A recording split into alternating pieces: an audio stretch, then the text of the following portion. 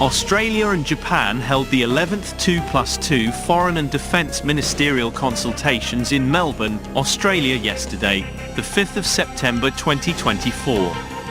As expected, the defence component took centre stage as the two countries stepped up their cooperation in response to China's aggressive actions in the South and East China Seas and the Indo-Pacific region in general.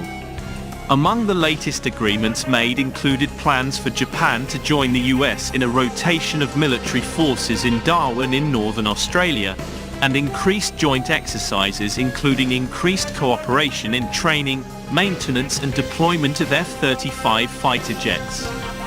There also appeared to be discussions about Japan's offer to export its frigate design to meet the Royal Australian Navy's requirement for a Tier 2 surface combatant. It was also agreed for both countries to actively support and cooperate with the Philippines, including providing more capacity building support and more maritime cooperation activities, although no details were given on this. Both Japan and Australia are strategic partners of the Philippines and have agreements such as the VFA with both countries. Max Defence Philippines believes that there may be some capacity building measures in the form of naval and air assets, although we speculate whether this will include second-hand but easily available assets, given that China is clearly trying to damage as many Philippine Coast Guard vessels as possible to reduce the Philippines' capacity to enforce its presence in the West Philippine Sea and conduct patrol and resupply missions. Recalling a few weeks ago, the Royal Australian Navy officially retired one of its most prominent warships, HMAS ANZAC 3, on May 18, 2024. The frigate, nicknamed the First Lady of the Fleet, was decommissioned after 28 years of faithful service. The DND and the Philippine Navy should consider seeking permission from the Australian Department of Defence and see if it is possible to transfer the ship to the Philippine Navy, given the mutual interest in aggressive deterrence in the region and working with like-minded countries, and considering the Philippines as a strategic partner of Australia. HMAS ANZAC 3, FFH 150, is 30 years younger than the Philippine Navy's BRP, has a much better sensor suite and weapons systems than the Philippine Navy's most modern ship, the BRP Jose Rizal, as it is equipped with a CEAF-AR phased array radar and towed array sonar, as well as a Mk.41 VLS for the evolved Sea Sparrow missile, and is much better and larger 辞職をする勇気のあるNavy warship despite its 28-year age. The ANZAC class is younger and more capable than the Pohang-class corvettes the Philippine Navy is pursuing from South Korea, and uses diesel engines rather than the Philippine Navy's CODOG power layout.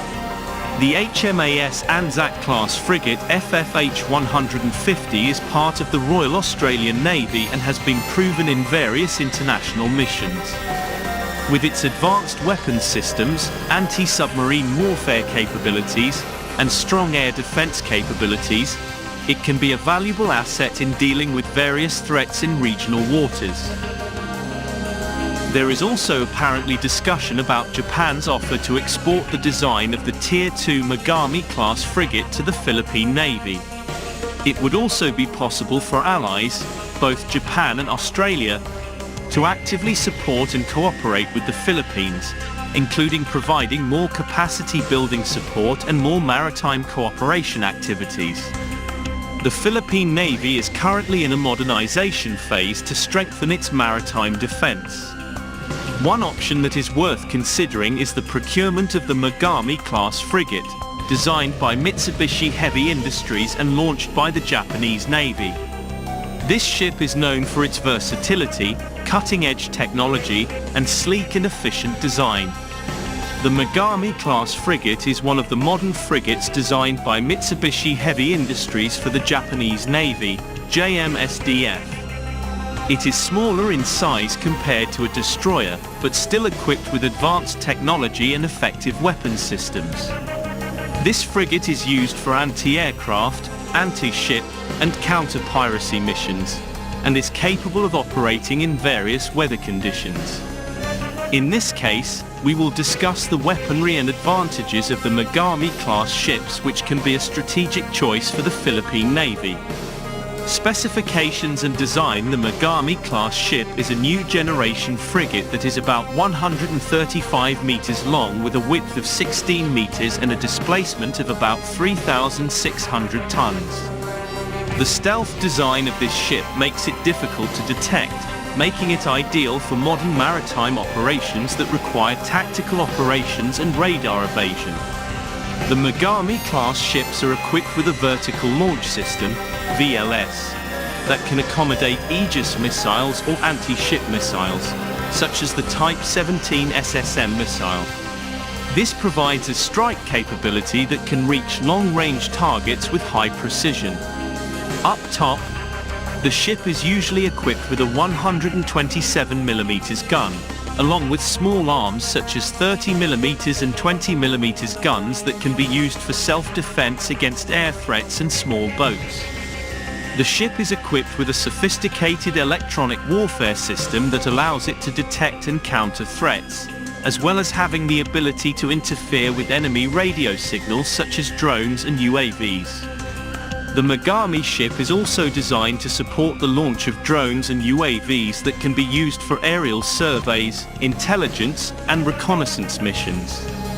With the ability to operate a variety of missions, including anti-submarine warfare, air defense, and amphibious operations, the Mogami-Class makes it a versatile ship. Given the collaboration between Japan and the Philippines, maintenance and logistics support for the ship is expected to be easier and more efficient. With the Mogami-Class frigate offering a combination of powerful capabilities and cutting-edge technology, it is very suitable to strengthen the Philippine Navy. With the increasing need for maritime surveillance in Southeast Asian waters, the procurement of this ship can be a strategic step to increase defense capacity and maintain territorial sovereignty.